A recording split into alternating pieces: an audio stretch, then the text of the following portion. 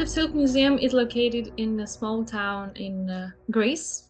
It's not close to Athens, which is the capital city. It's a small town close to the borders with Turkey and Bulgaria as well.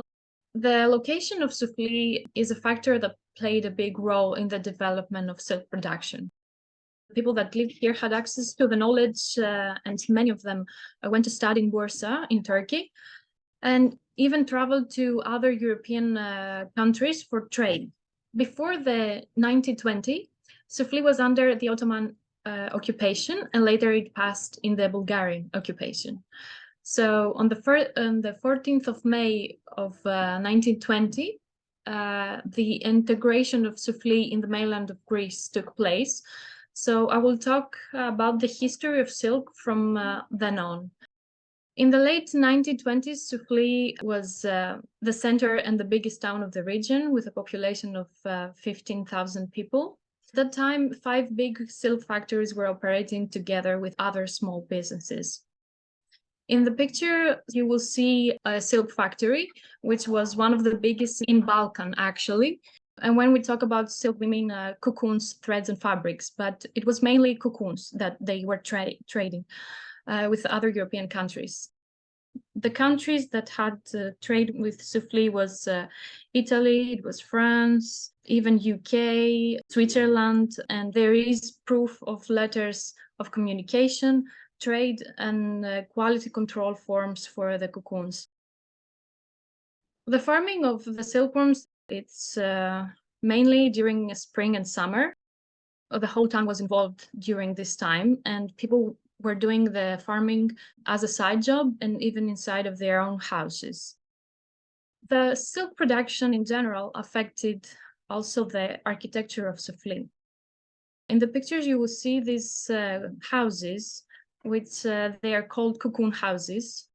And what we see is basically that they have floors. It's not very common in Greek villages or towns to have so many floors and with so many windows. The floors were used for the farming. So during summer and during spring and summer, the families would gather on the ground floor, and the other floors were used for the farming.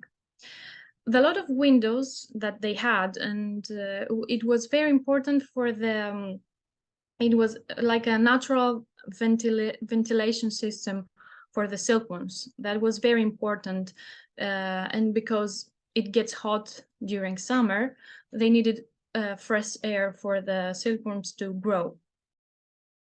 So families were getting together to make the silk.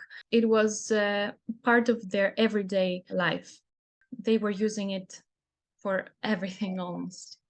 Tablecloths, towels, baby wraps, underwear, cleaning clothes, rugs, carpets. The golden era for the production in Soufli was until the late 1950s. That's when the synthetic fibers started to be popular and the demand for silk reduced. Not only in Greece, I think worldwide it was a very big reduction of silk production. That led to the big factories to start closing. However, it never stopped in Soufli. The production right now is almost half as it used to be. There are 2 factories that operate and are equipped with modern machines. The silkworm farming also takes place in special buildings that are outside of the town, where they are closer also to the mulberry tree fields. And as far as I know, Soufli is also the only place in Europe that you can actually see here that all the stages of the production are active, from the farming to the threading to the reeling process, then to the fabrics, and also making accessories like scarves.